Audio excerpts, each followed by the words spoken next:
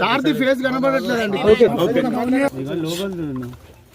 స్వామి చెప్పండి.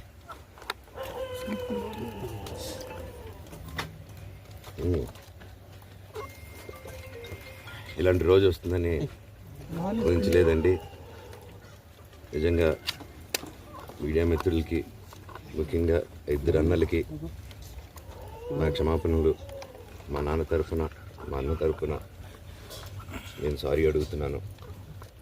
నేను నీ తమ్ముడు అనుకోండి, మీ వాడిని అనుకోండి, మీకు నీ తోడుంటాను. మీకు ఏదున్నా నాకు ఫోన్ చేసేదండి. నేను ఎప్పుడు ఒక్క కాల్ దూరంలోనే ఉంటాను.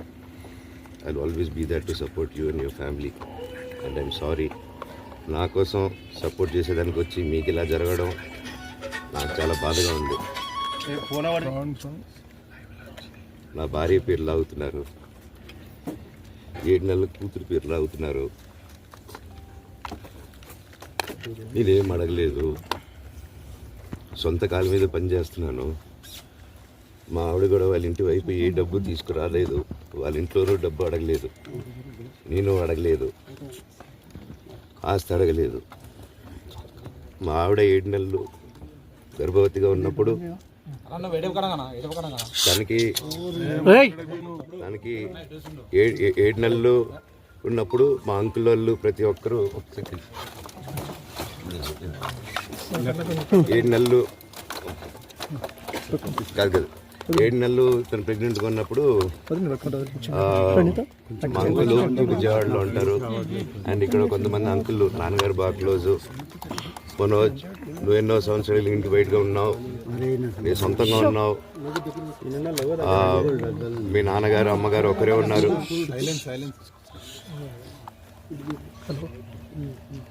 మీ నాన్నగారు అమ్మగారు ఒకరే ఉన్నారు. మీ అన్నయ్య ఏమో దుబాయ్కి షిఫ్ట్ అయిపోయాడు ఫ్యామిలీతో. మా అంకులు విజయవాడలో ఉంటారు. అండ్ ఇక్కడ కొంతమంది అంకుల్ నాన్నగారు బాగా క్లోజు. మనోజ్, నువ్వు ఎన్నో సంవత్సరాలు ఇంటి బయటగా ఉన్నావు, నీ సొంతంగా ఉన్నావు.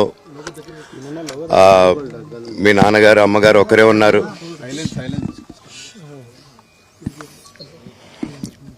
మీ నాన్నగారు అమ్మగారు ఒకరే ఉన్నారు. మీ అన్నయ్య ఏమో దుబాయ్కి షిఫ్ట్ అయిపోయాడు ఫ్యామిలీతో. మీ వైఫ్ ప్రెగ్నెంట్గా ఉంది, తనకి తల్లిదండ్రులు లేరు. తనకి ఇప్పుడు మీ అమ్మ అవసరం ఉంది, పెద్దోళ్ళు అవసరం ఉంది. నువ్వు అక్కడే ఎలా చూసుకుంటావు అంటే, నాకు ఆ రోజు మా భార్య కూడా ఒకసారి వాళ్ళు అన్నీ చెప్తున్నారు కదా, ఎందుకండి ఒకసారి వినండి అంటే, సరేమ్మా నీకోసం వస్తాను అని చెప్పి మళ్ళీ తిరిగి రావడం జరిగింది. అండ్ నేను ఈరోజు నా గురించి ఆరోపణలు వేస్తున్నారంటే అది నేనేం చెప్పలేను. ఓన్లీ మీకు ఆధారాలు మాత్రమే చూపించగలుగుతాను. ఇప్పుడు వాళ్ళు చెప్పి నేను చెప్పి ఇది కరెక్ట్ కాదండి. నేను ఎప్పటి నుంచో కూర్చొని మాట్లాడదాం అంటున్నాను.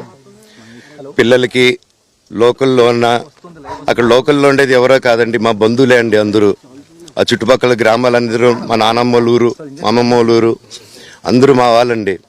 వాళ్ళ పిల్లలు, మనవాళ్ళు, వాళ్ళ బంధువులు. సో వాళ్ళకి అన్యాయం, వాళ్ళు నాకు వాళ్ళ అర్జీలు పెట్టుకున్నారు, వాళ్ళ లెటర్లు పంపించారు, వాళ్ళన్నీ చేశారు. నేను వాళ్ళకి సపోర్ట్గా మద్దతుగా నిలబడి ఏమైంది నేను అడిగేసరికి వినయ్ అతనికి ఫోన్ చేశాను, మెసేజ్లు పెట్టాను. సార్ వాట్ ఈస్ హ్యాపెనింగ్, నేను కావాలంటే కాళ్ళ మీద కూడా పడతానండి, ఈ ఇష్యూ క్లియర్ చేయండి, మాట్లాడుకుందాం అంటే చాలా దురుసుగా రిప్లైలు పెట్టారు. నేను ప్రతిదీ ఈరోజు సాయంత్రం 5:30కి ప్రెస్ మీట్ పెట్టి ఇన్నాళ్ళు ఆగానండి, ఇంకా ఆగలేను. ఈరోజు ఈవినింగ్ ప్రతిదీ చెప్పేస్తాను. ఆ రోజు నేను పోలీసు సపోర్ట్ అడిగినప్పుడు స్టేషన్కి 100కి ఎందుకు ఫోన్ చేశాను, ఆ 100 దగ్గర నుంచి నేను పర్మిషన్ ఇస్తున్నాను, నాకు ప్రాబ్లం లేదు.